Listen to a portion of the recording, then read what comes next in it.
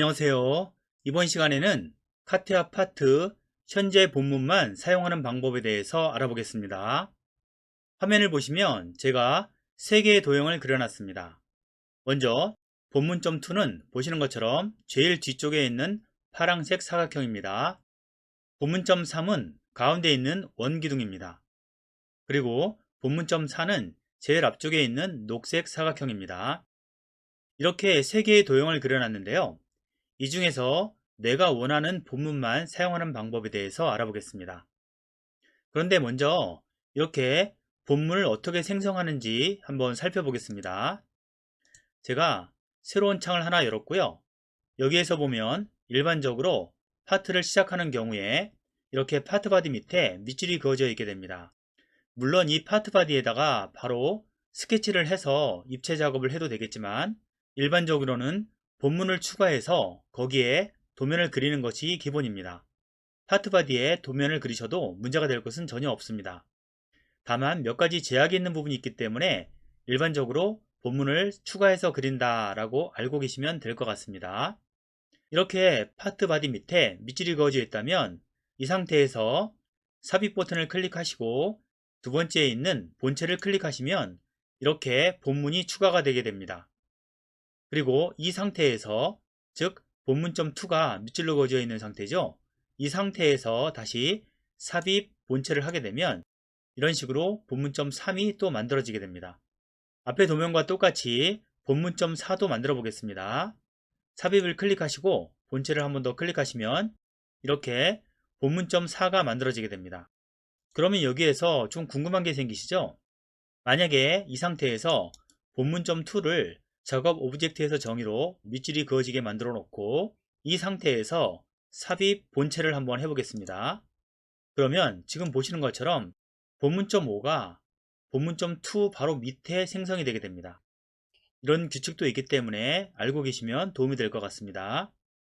자, 이렇게 파트 바디 밑에 본문을 생성할 수 있고요.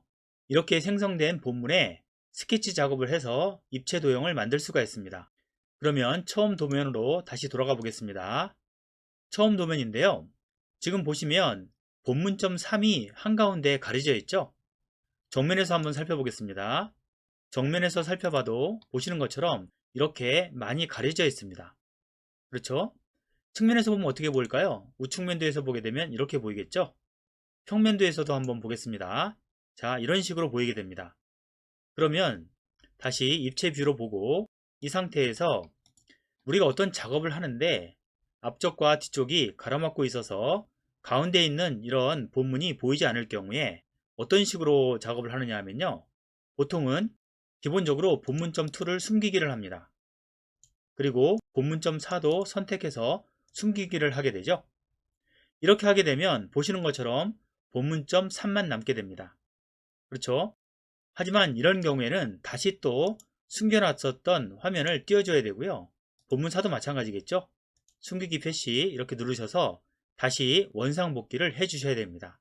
그런데 카티아에서는 이것을 좀 더 쉽게 하는 방법을 제공하고 있습니다.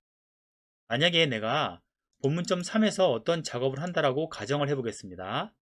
그러면 보시는 것처럼 이렇게 본문.3 밑에 하얀색 줄이 그어지게 되죠.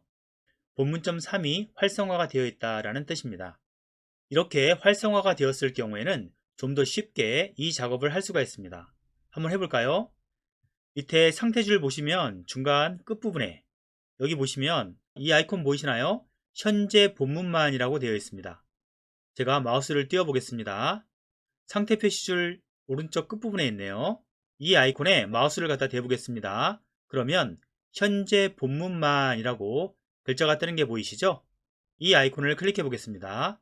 그러면 현재 본문인 본문.3만 남기고 나머지 부분들은 이렇게 사라지게 됩니다.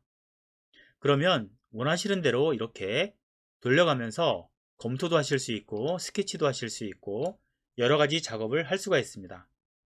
숨기기 보이게 하는 것보다 좀 더 편하게 하실 수 있겠죠? 원상복귀 하는 방법도 아주 간단합니다.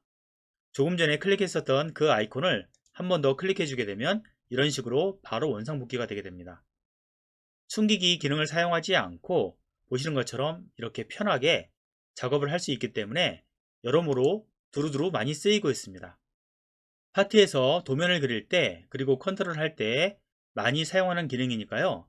여러분들께서도 이 기능을 꼭 기억하고 계셨다가 많이 사용하시기 바랍니다.